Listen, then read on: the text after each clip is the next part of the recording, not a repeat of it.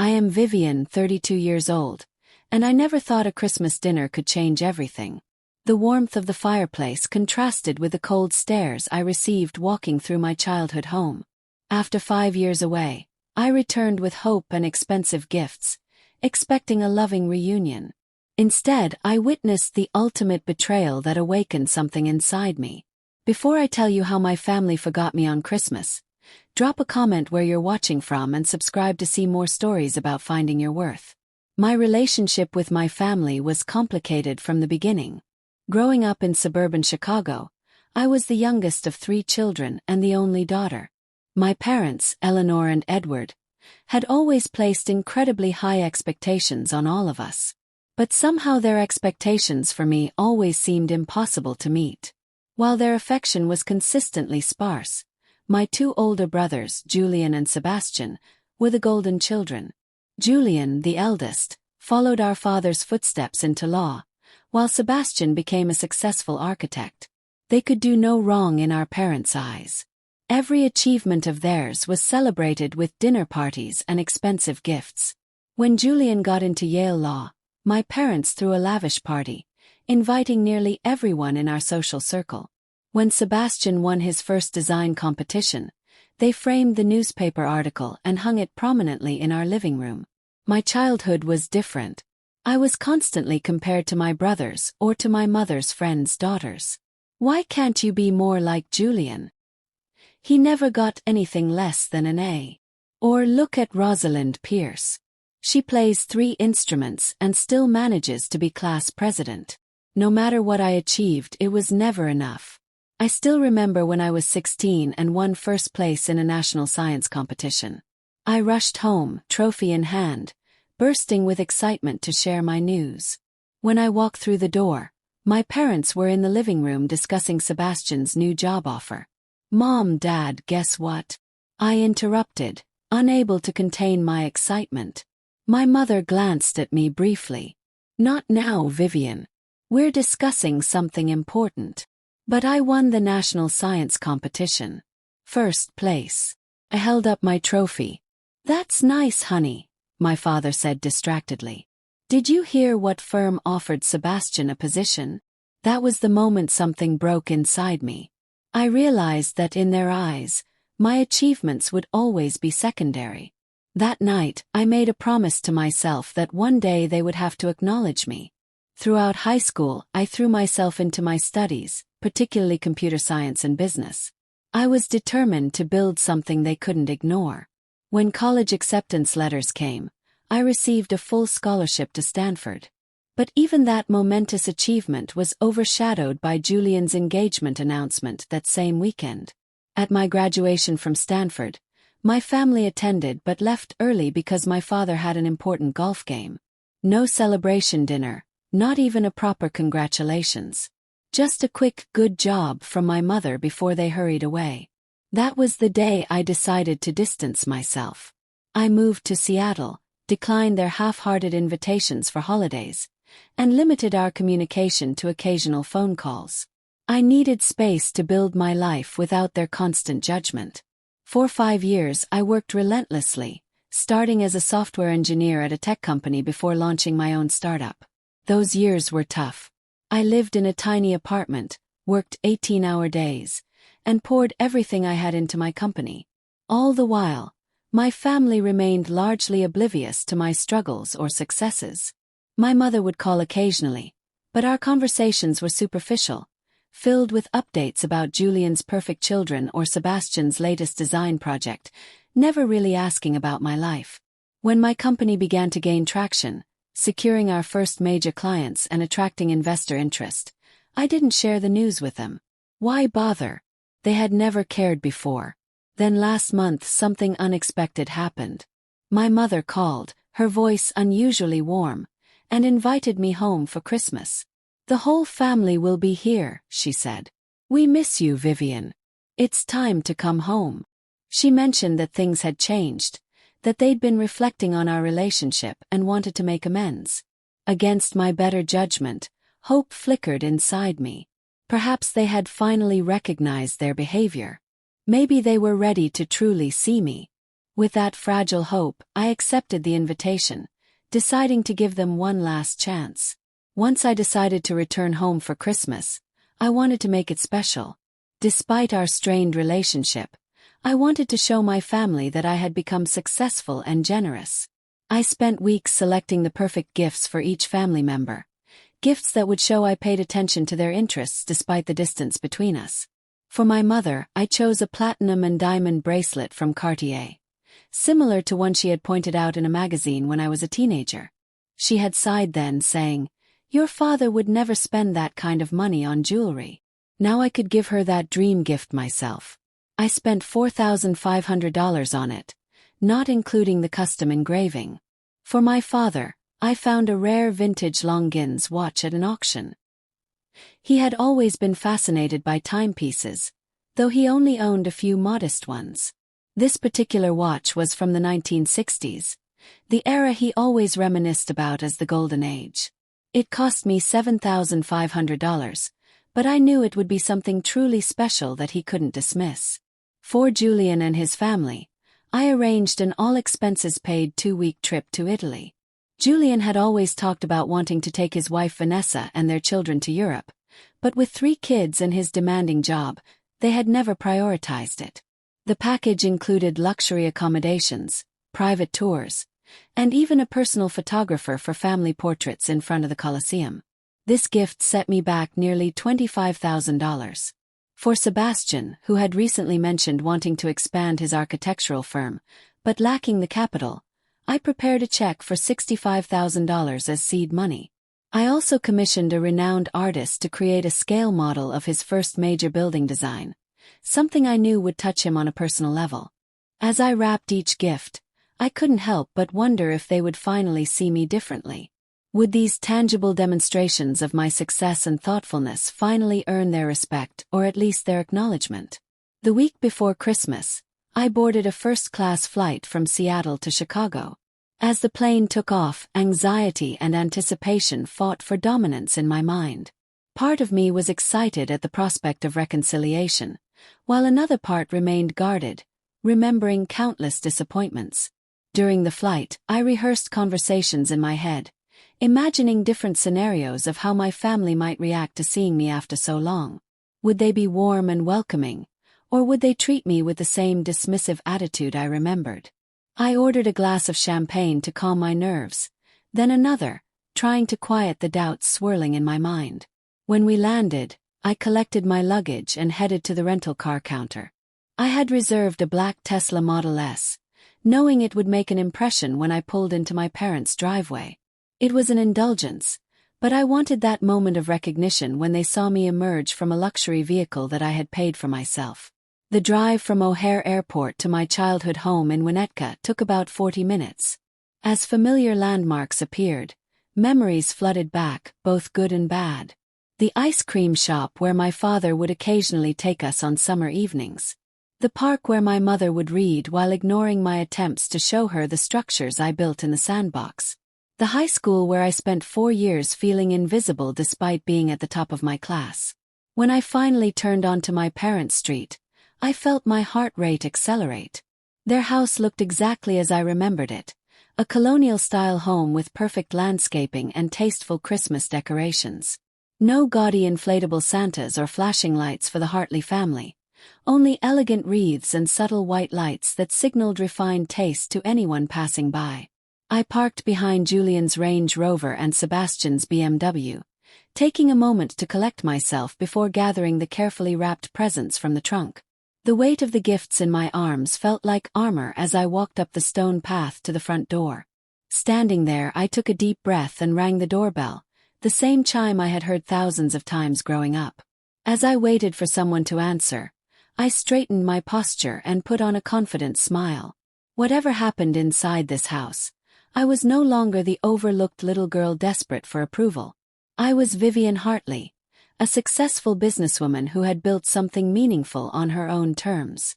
The door swung open, and for the first time in 5 years, I stood face to face with my past.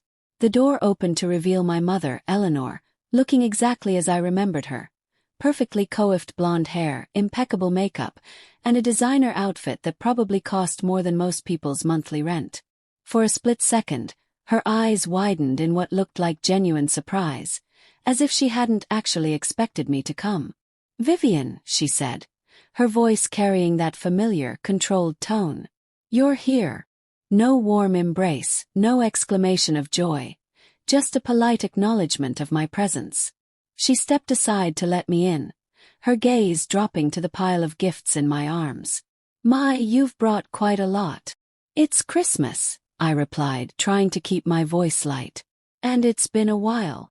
As I stepped into the foyer, the house smelled exactly as it always had during the holidays: cinnamon, pine, and the faint scent of my mother's expensive perfume. The familiarity was both comforting and unsettling. My father appeared from his study, looking older than I remembered. His hair had more gray and the lines around his eyes had deepened. He approached with a hesitant smile, clearly uncomfortable. "Vivian," he said, awkwardly patting my shoulder. "Good to see you. The drive from the airport okay?" "It was fine, Dad. I rented a car." I gestured toward the Tesla outside. "Looks expensive," he commented, though I couldn't tell if he was impressed or disapproving. Before I could respond, the sound of children's laughter echoed from the living room, and moments later, Julian appeared with his family. His wife, Vanessa, gave me a polite smile, while their 3 children, Isabella, 8, Nathaniel, 6, and Grace, 4, stared at me with curiosity. "Aunt Vivian," Isabella exclaimed, clearly having been prepped for my arrival. "Daddy showed us your picture." Julian stepped forward, giving me a brief one-armed hug. "Hey little sis, you look good. Seattle must be treating you well." There was an undercurrent to his words, something between surprise and assessment, as though he was mentally calculating my success based on my appearance. "It's Seattle actually." "Well, you had it right," I corrected him gently, catching myself. "And yes, things are going well." Vanessa approached, her designer outfit and perfectly highlighted hair making it clear she had fully embraced the Hartley family aesthetic. "Vivian, it's so nice to finally meet you. Julian talks about you sometimes." The emphasis on "sometimes" wasn't lost on me. Little Grace, the youngest, tugged at my coat. "Are you really my aunt? I never saw you before." Her innocent comment stung more than any cold greeting from my parents. I knelt down to her level. "Yes, I am, and I'm sorry I haven't been around, but I'm here now. Would you like to help me put these presents under the tree?" Grace nodded enthusiastically, her face lighting up at the mention of presents. As we moved toward the living room, Sebastian emerged from the kitchen with a glass of wine, his face breaking into what seemed like a genuine smile. "Vivian," he exclaimed, approaching for a real hug. "It's about time you came home." Of all my family members, Sebastian had always been the most supportive, though our contact had also dwindled over the years. "It's good to see you, Sebastian," I said, meaning it. He helped me with some of the presents, whispering, "Fair warning. Mom's been on edge planning everything. Dad's firm lost a big client last month, and Julian's been insufferable about his latest promotion." I appreciated the insider information, though it did little to ease the tension I felt. The pre-Christmas dinner that evening was an exercise in strained politeness. We sat around the dining table that had witnessed countless family meals, the fine china and crystal glasses reflecting the warm light from the chandelier above. My mother had prepared her famous roast beef with all the trimmings, a meal that had always signified special occasions in our household. Throughout dinner, the conversation flowed around me rather than including me. My mother dominated the discussion, focusing on Julian's recent promotion to partner at his law firm. "The youngest partner in the firm's history," she boasted, refilling his wine glass. "We always knew you were destined for greatness." Vanessa chimed in with stories about the children's accomplishments: Isabella's piano recital, Nathaniel's soccer trophies, the advanced reading program Grace had been placed in. When Sebastian mentioned his firm's new project designing a community center, my father finally perked up. "That's excellent, son. Visibility on projects like that can really elevate your firm's profile." I waited for a natural opening to share something about my life. And when there was finally a lull in the conversation, I spoke up. I've had some exciting developments with my company too. We're launching a new platform next quarter that's already attracting a lot of attention in the industry. My mother nodded distractedly. That's nice, dear. Oh, Vanessa, did you tell Vivian about the charity gala you chaired last month? It was written up in Chicago Magazine. And just like that, the conversation shifted away from me again. I caught Sebastian giving me an apologetic look across the table, but he didn't intervene. As dessert was served, my father briefly asked, "So, this company of yours, is it making any money yet?" Tech startups are risky business. Before I could answer with the truth, that we had secured major funding and were projecting 8-figure revenues for the coming year, my mother interrupted.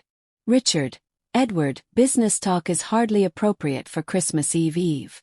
Let's keep things festive." She turned to Julian's wife. "Vanessa, would you help me bring in coffee?"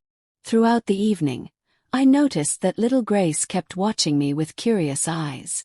When the adults moved to the living room after dinner, she sidled up next to me on the sofa. "Aunt Vivian, what do you do? Do you make things?" I smiled at her interest. "Yes, in a way. I make computer programs that help people communicate better." "Like texting?" she asked, her eyes wide. "Something like that, but for businesses," I explained. She nodded solemnly. "That sounds important. Daddy is always talking about communication problems at his work." I couldn't help but laugh. Your daddy is right about that. Communication is very important. For those few minutes talking with Grace, I felt more valued than I had all evening with the adults of my family. As the night wound down and everyone prepared to head to bed, I retreated to my old bedroom, now converted to a guest room with barely a trace of my childhood left. Sitting on the unfamiliar bed in my familiar room, I felt a complex mix of disappointment and determination. The day hadn't gone as I'd hoped, but there was still Christmas tomorrow. Perhaps the magic of Christmas morning and my carefully selected gifts would finally break through the walls between us. Christmas morning dawned bright and clear, sunlight reflecting off the fresh snow that had fallen overnight. For a moment, lying in bed and hearing the distant sounds of children's excited voices, I felt a flash of childhood nostalgia. Then reality returned as I remembered where I was and the emotional distance that separated me from my family despite our physical proximity. I rose early, determined to make one more effort to connect. In the kitchen, I began preparing a special breakfast, a family tradition that had somehow survived my mother's attempts to delegate it to the housekeeper in later years. French toast with caramelized apples, maple bacon, and my father's favorite fresh squeezed orange juice. The familiar motions of cooking were soothing, and I hoped the gesture would be appreciated. By 7:30, everyone had gathered in the kitchen, drawn by the delicious aromas. Julian's children bounced with excitement, already dressed in matching Christmas pajamas. Aunt Vivian made breakfast, Grace announced proudly as though she had been part of the planning. My mother surveyed the spread with a tight smile. How quaint. I had planned to serve the croissants from Delacroix's bakery, but this is fine too. "This looks great, Vivian," Sebastian said, grabbing a plate and serving himself generously. My father nodded in agreement, though he seemed preoccupied with his phone, probably checking emails despite the holiday. Julian and Vanessa murmured their thanks while serving their children. Isabella took one bite of the French toast and declared, "Grandma's is better," earning a pleased smile from my mother. "Well, I haven't made this in years," I said lightly, trying not to let the comment sting. "It's yummy," Grace whispered to me conspiratorially. And once again, I found myself grateful for this small child's unfiltered kindness. After breakfast, everyone gathered in the living room around the 12-foot Christmas tree that dominated the space. Presents were piled underneath, wrapped in coordinating paper that reflected my mother's meticulous attention to aesthetic detail. My gifts, wrapped in paper I had brought from Seattle, stood out slightly from the carefully curated collection. "Time for presents," my mother announced, clapping her hands together. She had always appointed herself as the distributor of gifts, controlling the pace and order of opening. Children first, of course. Julian's kids tore into their presents with abandon, squealing with delight at each new treasure. They received an abundance of gifts from my parents, everything from the latest electronic gadgets to expensive clothing. The pile of opened presents grew steadily around them. "And these special ones are from Aunt Vivian," my mother said, handing them the packages I had brought. Isabella opened her custom art set with a polite thank you, though her eyes had already moved on to the next gift. Nathaniel was more enthusiastic about the coding robot I had chosen specifically to nurture his interest in science. But it was Grace who reacted with genuine joy to the interactive globe I had given her, immediately asking me to show her where I lived in Washington. Next came the adults' turn. My father received several expensive ties, golf accessories, and books from my mother and brothers. When he opened my gift, the vintage Longines watch, his eyebrows raised in genuine surprise. "This is quite something," he said, examining it carefully. "Must have cost a pretty penny." "It's from the 60s, I explained. "The era you always talk about." He nodded, looking at me with what seemed like new consideration. "Thank you, Vivian. It's very thoughtful." My mother received silk scarves, perfume, and a spa package from the others. When she opened my gift, the Cartier bracelet, she gasped audibly. "My goodness," she said, lifting it from the box. "This is certainly extravagant." "You once mentioned wanting one like it," I said. I remembered. A flash of something crossed her face, recognition perhaps, or discomfort at being known so well by the daughter she had kept at a distance. "It's lovely, thank you," she said, placing it back in the box rather than putting it on. Sebastian was genuinely moved by both the check and the model of his building. "Vivian, this is incredible," he said, examining the detailed model and the investment.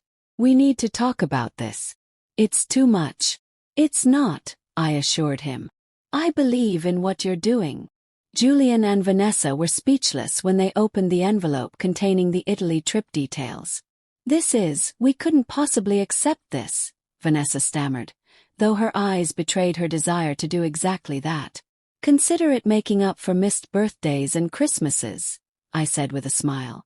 "Plus, I'd love to see pictures of the kids experiencing Rome for the first time." As the gift opening continued, I noticed something strange. Everyone had opened multiple presents, including my gifts to them, but nothing had been handed to me. The pile under the tree dwindled until only a few small packages remained, none of which were directed my way.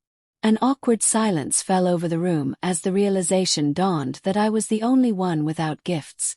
I felt my cheeks grow warm with embarrassment and hurt, but I maintained my composure, determined not to show how deeply this exclusion wounded me. Grace, with a child's innocent directness, broke the silence. "Where are Vivian's presents?" My mother let out a sharp, uncomfortable laugh. "Oh, we forgot you," she exclaimed, as though my absence from the gift exchange was a minor oversight rather than a glaring omission. My father shifted uncomfortably in his seat. "Well, we weren't sure you were coming until recently." Julian avoided eye contact entirely, suddenly very interested in helping Nathaniel with his new toy. Vanessa gave me a look that might have been intended as sympathetic but came across as pitying. Sebastian was the only one who seemed genuinely distressed. "This is ridiculous," he muttered. "I have something for you, Vivian. It's just not wrapped yet." But his hasty assurance only underscored the reality. No one had thought to get me anything.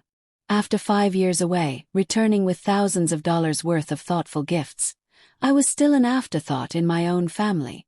The room had grown tense, everyone waiting for my reaction. I could see it in their eyes. They expected tears perhaps, or an angry outburst. My mother's slight smirk suggested she might even have been anticipating a scene, some confirmation that I was still the emotional, overlooked little sister, desperate for attention. In that moment, looking at their expectant faces, something crystallized within me. This wasn't an oversight. This was a message. And suddenly I knew exactly how to respond. The silence in the room was deafening as everyone waited for my reaction. I could feel the weight of their stares, some concerned, others almost eager to witness my breakdown. This was the moment that would define not only this Christmas, but perhaps our family dynamic moving forward. I took a deep breath and did the last thing they expected. Smiled. "It's okay," I said calmly. "Look what I got myself." With deliberate movements, I reached for my phone and opened my photo gallery. The confusion on their faces was palpable, everyone frozen in anticipation of what would come next. "I've been meaning to share some news with you all," I continued, my voice steady and confident. "Since none of you have really asked about my life these past few years, I thought now might be a good time for an update." I handed my phone to my father first, showing him photos of the headquarters of my tech company in Seattle, a stunning modern building with my company's logo prominently displayed on the facade. "This is my company, Lumina Systems. We created a revolutionary AI communication platform that's now being used by over half of the Fortune 500 companies." I swiped to the next photo showing me shaking hands with some of the most recognizable CEOs in the technology sector. "These are some of our clients." My father's expression transformed from confusion to stunned disbelief. He handed the phone to my mother, who squinted at the images with growing awareness. 3 months ago," I continued as the phone made its way around the family circle, "we finalized an acquisition deal. A major tech conglomerate purchased Lumina Systems for $760 million. The sharp intake of breath from Julian was audibly satisfying. Vanessa's jaw quite literally dropped. Of course, as founder and majority shareholder, a significant portion of that came to me. I spoke matter-of-factly, as though discussing the weather rather than a life-changing financial event. After taxes and distributing shares to my employees, I walked away with just over $280 million. $280 million, my father repeated, his voice barely above a whisper. "Yes," I confirmed. "But the money isn't what I'm most proud of." I took my phone back and swiped to another set of photos showing a modern building with Hartley Foundation on its entrance. "This is the philanthropic organization I established last month. We're focused on providing tech, education, and entrepreneurial support to young women from underprivileged backgrounds." I looked directly at my mother as I added, "Girls who, like me, might have potential that others fail to recognize." The pointed comment hit its mark. My mother's face flushed, but she remained speechless. "The foundation has already awarded 60 full college scholarships and funded 15 women-led startups. We're just getting started, but Forbes has already recognized us as one of the most promising new philanthropic ventures in the country." I swiped to show them the magazine cover featuring me with the headline, "Tech's New Philanthropic Powerhouse." "In fact," I added, enjoying the stunned expressions around me, "that's where I'll be heading after Christmas. I'm receiving an award in New York, and then flying to London to open our first international office." Little Grace, who had been following the conversation with the intense concentration only a child can muster, piped up. "You're in a magazine. Are you famous, Aunt Vivian?" I smiled at her. "Not exactly famous, sweetheart. Just doing work that matters." Sebastian was the first to recover. "Vivian, this is incredible. Why didn't you tell us?" I met his gaze steadily. "When exactly should I have told you? During the 5 Christmases I wasn't invited to, or yesterday at dinner when everyone was too busy talking about Julian's promotion to ask me a single question about my life." Julian had the decency to look embarrassed.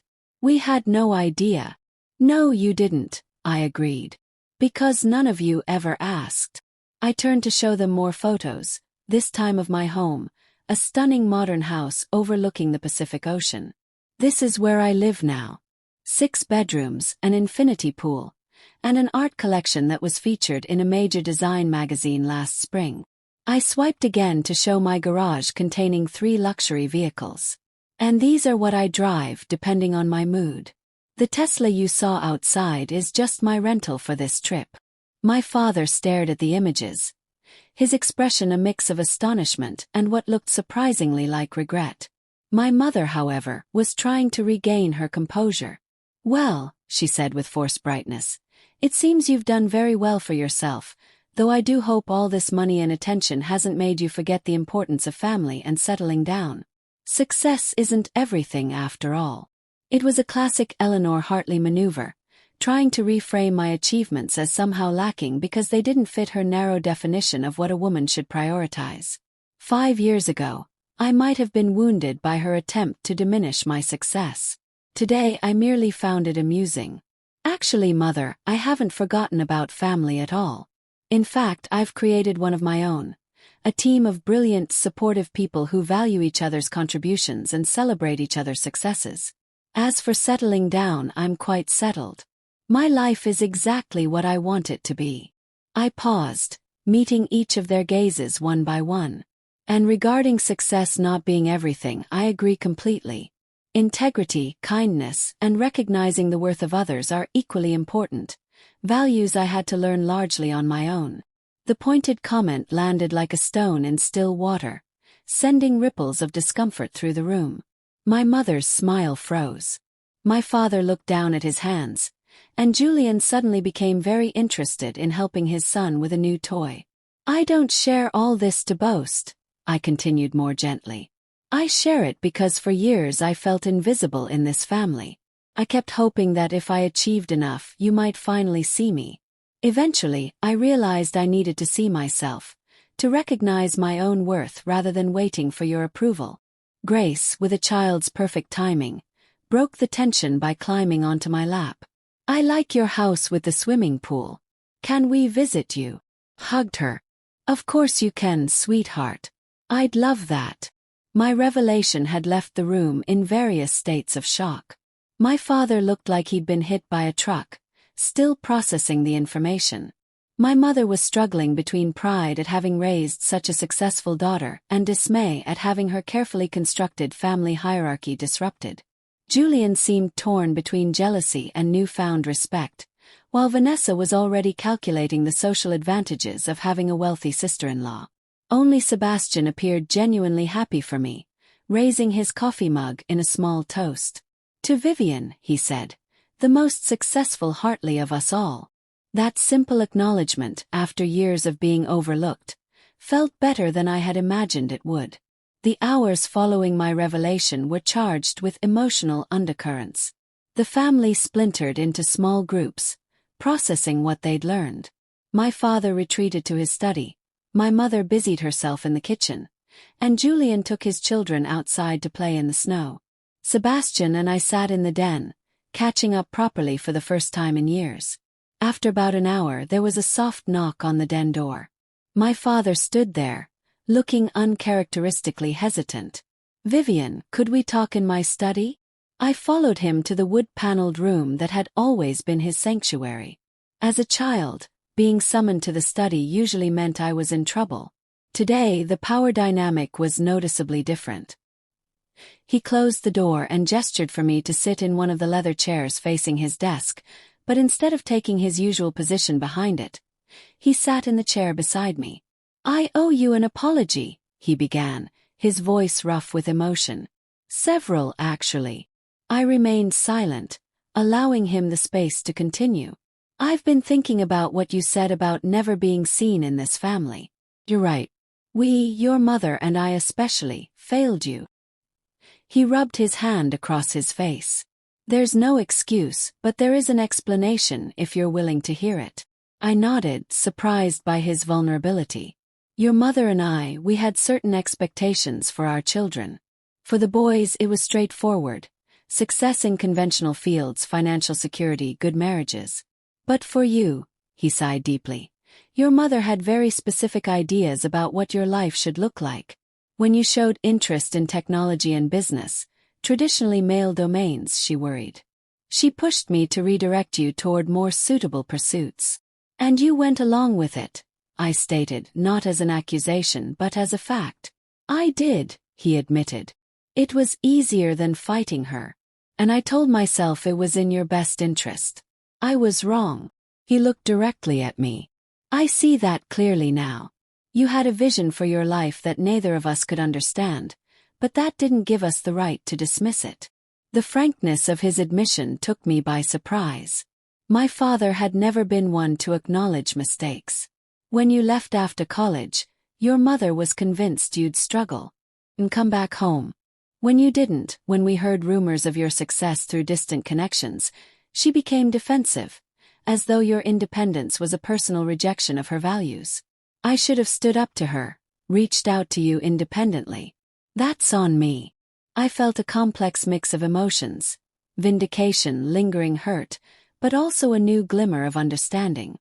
Thank you for telling me this, I said finally. It helps me make sense of things I've wondered about for years. He nodded, looking relieved. Your success is extraordinary, Vivian. I'm proud of you not just for what you've achieved, but for how you did it on your own terms, despite our lack of support. He hesitated. I don't expect your forgiveness, but I hope we might have a chance to build something new going forward. The conversation with my father was just the beginning. Later that afternoon, I found myself alone in the kitchen with my mother as she aggressively rolled out pie dough for dessert. So, she said without looking up, you've done quite well for yourself. Yes, I replied simply. I have. She continued rolling, pressing harder than necessary. I suppose you think we're terrible parents for not recognizing your potential. I'm curious, I said, ignoring her defensive tone. Were you really surprised by my success? Or just surprised that I achieved it without your approval? Her hands stilled on the rolling pin. For a moment I thought she might lash out, but instead her shoulders slumped slightly. Both, perhaps. She finally looked at me. You were always different, Vivian.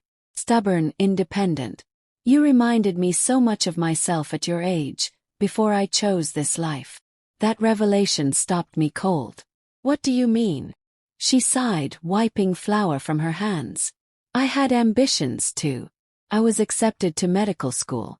My parents were horrified, insisted it wasn't feminine, that no man would want a wife more educated than himself. A bitter smile crossed her face. I gave it up, met your father, became the perfect corporate wife and mother. When I saw the same spark in you, I thought I was protecting you from disappointment. By discouraging me at every turn, I couldn't keep the edge from my voice. By steering you toward a life with guarantees, she countered. What you were pursuing seemed so precarious. And yes, she admitted reluctantly, perhaps I was envious of your courage to pursue what I had abandoned. Her honesty, however belated, was disarming. I had never seen my mother as anything but the formidable, judgmental woman who had shaped my childhood. Recognizing her as someone with her own disappointed dreams and regrets added a dimension to our relationship I hadn't considered. We can't change the past, I said finally. But we could try for something better going forward. She nodded, a tentative truce established between us. The conversation with Julian was more straightforward. He caught me alone before dinner, looking uncharacteristically humbled. I've been a terrible brother, he admitted without preamble. I took for granted that I was the golden child, never questioning why you were treated differently. I should have stood up for you. Yes, you should have, I agreed. But we were all playing the roles assigned to us. You did what was expected, taking the path laid out for you, he said with newfound respect. While you blazed your own. I've spent my life trying to please Mom and Dad. You had the courage to disappoint them. And look where it got you. Smiled.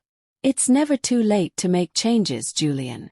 Later, I found Sebastian sitting alone on the back porch, watching the sunset. He handed me a small, hastily wrapped package. I really did get you something, he said. It's not much compared to what you've achieved. Inside was a framed photo of the two of us from high school, after I'd won that science competition. Sebastian had his arm around me, both of us grinning widely. You're the only one who came to that competition, I remembered. He nodded. I was always proud of you, Vivian. I just wasn't brave enough to stand against the family current. He looked at me earnestly. I want to be a better brother moving forward. Perhaps the most touching moment came from little Grace, who approached me with a crayon drawing. I made you a present, Aunt Vivian, she said solemnly. It's you and me at your swimming pool. I knelt down to hug her. This is the best gift I've received in years. She looked up at me with her innocent eyes. Grandma was wrong to forget you. I won't ever forget you. Out of the mouths of babes, as they say. That evening, I gathered everyone in the living room for an announcement. I have one more surprise, I said. I recently made an investment that's particularly meaningful to me. I handed my father an envelope. Inside were the deed and keys to our childhood home. You bought our house, my mother gasped. Not exactly, I clarified. I established a trust that will maintain ownership of this property for our family in perpetuity. No matter what financial challenges may come, this home will remain in the Hartley family. My father looked at the papers in disbelief. Vivian, this is extraordinary. But why? Because despite everything, this is where our family story began. I want to preserve that history while giving us the chance to write better chapters going forward. I looked around at their faces. I have one condition, though, that we treat each other with respect and genuine care, that we see and value each person for who they truly are, not for who we want them to be. One by one, they nodded in agreement. The remainder of Christmas Day unfolded differently than any Hartley family gathering I could remember. There was an authenticity to our interactions that had been missing for decades, perhaps even generations. The walls of pretense and performance had begun to crumble, revealing glimpses of the people my family members truly were beneath their carefully constructed facades. Dinner that evening was a more relaxed affair. My mother allowed me to help in the kitchen without criticizing my technique. My father asked genuine questions about my company and foundation, listening intently to my answers. Julian's children warmed up to me, especially after I promised to help Isabella set up a simple website for her school project. As we gathered around the table, I noticed small gestures that would have been unthinkable just hours earlier. My mother wore the bracelet I had given her. My father used his phone to research the history of his vintage watch, sharing interesting facts about it with genuine enthusiasm. Sebastian and Julian engaged me in conversation about potential collaboration opportunities, their interests sincere rather than opportunistic. After the children were put to bed, my parents somewhat sheepishly presented me with hastily wrapped gifts. A silk scarf my mother had originally bought for herself, and a first-edition book from my father's collection. The presents themselves were less significant than the gesture, the acknowledgement of their oversight and attempt to rectify it. The most meaningful gift, however, came later that evening when my mother handed me a sealed envelope. I wrote this while you were talking with your father, she explained, an uncharacteristic uncertainty in her voice. I thought it might be easier to express some things in writing. In privacy, I read her letter, a heartfelt apology acknowledging years of dismissal and unfair treatment. She wrote about her own abandoned dreams and how she had projected her fears onto me. The letter ended with a request not for forgiveness, which she felt she hadn't earned, but for the opportunity to build a different kind of relationship moving forward. That night, lying in my childhood bed, I reflected on the day's events. The hurt and neglect I had experienced were real, and no single day of reckoning could erase those wounds. Yet something had shifted. The truth had been spoken aloud, acknowledged rather than denied. It wasn't a Hollywood ending with all issues magically resolved, but it was a beginning, one built on honesty rather than pretense. In the days that followed before I returned to Seattle, we began establishing new patterns of interaction. I spent time teaching Grace how to use the interactive globe, showing her the places I had traveled for business. I had coffee with Sebastian, discussing his architectural vision and how my foundation might support some of his community-focused projects. Even Julian made efforts, awkwardly but sincerely, to connect without competition or judgment. My parents, too, were different, more present, more willing to listen than to direct. My father asked for my input on some investment decisions, valuing my business acumen. My mother shared stories about her early ambitions, revealing a woman I had never known existed. As the time for my departure approached, I made a decision. I'd like to invite all of you to Seattle this summer, I announced at our final dinner together. We could spend time at my home and I could show you the foundation's work. The enthusiastic response surprised me. Plans were made. Dates tentatively set. There was an eagerness for connection that I hadn't anticipated. On my last morning, as my father helped load my luggage into the rental car, he paused. "You know, Vivian, I've been thinking about what real success means.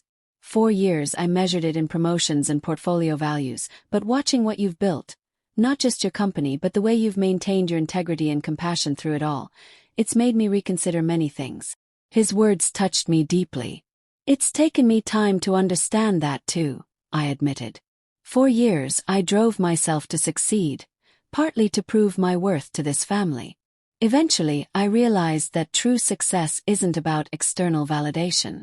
It's about being aligned with your own values and using your gifts in ways that matter. He nodded thoughtfully. "You've taught all of us something important, though we were supposed to be the ones teaching you." As I drove away from my childhood home, I felt lighter than I had in years. The journey of healing had only just begun, but the hardest step, acknowledging the truth, had been taken. The empire I had built professionally had brought me financial security and recognition. But I was now beginning to build something potentially more valuable. An empire of authentic relationships, not ones based on performance and conditional approval, but on genuine acceptance and respect for each person's unique path. I had gone from being the forgotten daughter to the successful entrepreneur. But neither identity fully defined me. I was Vivian, a woman who had learned through difficulty that her worth wasn't dependent on others' recognition, who had found the strength to stand in her truth while still extending the possibility of reconciliation. The greatest gift I received that Christmas wasn't wrapped in paper or acknowledged with fanfare. It was the realization that I no longer needed my family's approval to feel complete. Yet I could still open my heart to the possibility of a renewed connection on healthier terms. Perhaps that's the most valuable empire anyone can build, not one of wealth or achievement, but of self-knowledge, boundaries, and the courage to offer second chances without compromising one's dignity. So I ask you, have you ever had to stand in your truth when others couldn't see your value? What empire are you building in your own life? Share your stories in the comments below. And if this resonated with you, please like, subscribe, and share with someone who might need to hear that their worth isn't determined by others' recognition. Thank you for listening to my story, and remember, your value isn't diminished by someone else's inability to see it.